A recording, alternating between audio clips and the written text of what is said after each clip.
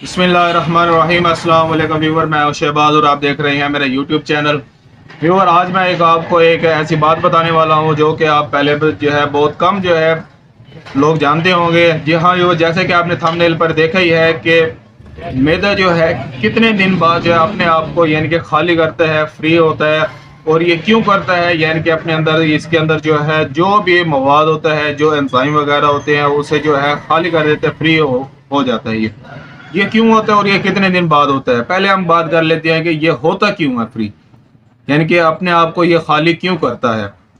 ویور، یہ جو سٹامک ہوتا ہے اس میں جو ہے انزائم بن رہے ہوتے ہیں، ڈائجسٹو انزائم ہو گئے، اور اس کے علاوہ اور پنکریاز وغیرہ سے جو ہے انزائم بن رہے ہوتے ہیں، جس کی وجہ سے جو ہے آپ کا جو فوڈ جو ہے وہ ڈائجسٹ ہو رہی ہوتی ہے۔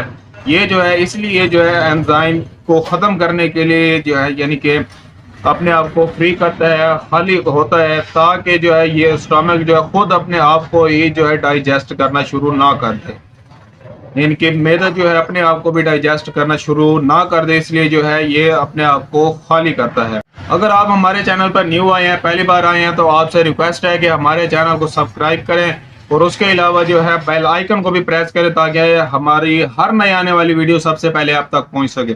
اس کے علاوہ اگر آپ کو کوئی بھی بات سمجھ نہیں آتی یا کسی بھی میڈیسن یا کسی بھی بیماری کا علاج جاننے کے لیے جو ہے ہمیں کمنٹ لازمی کریں۔ اس کے علاوہ میں آپ کو بتاتا چلو، یہ جو معدہ ہے یہ کتنے بعد جو ہے یہ پروسیس جو ہے اپنے آپ جو ہے یعنی کہ خود بخود جو ہے یہ کرتا ہے۔ یہ جو معدہ ہے یہ پروسیس جو ہے 3 دن بعد جو ہے یہ سٹارٹ کرتا ہے، یعنی کہ 3 دن بعد جو ہے اپنے آپ کو یہ خالی کر دیتے ہیں۔ اس میں جو انزائم جو ہوتے ہیں وہ نہیں رہتے۔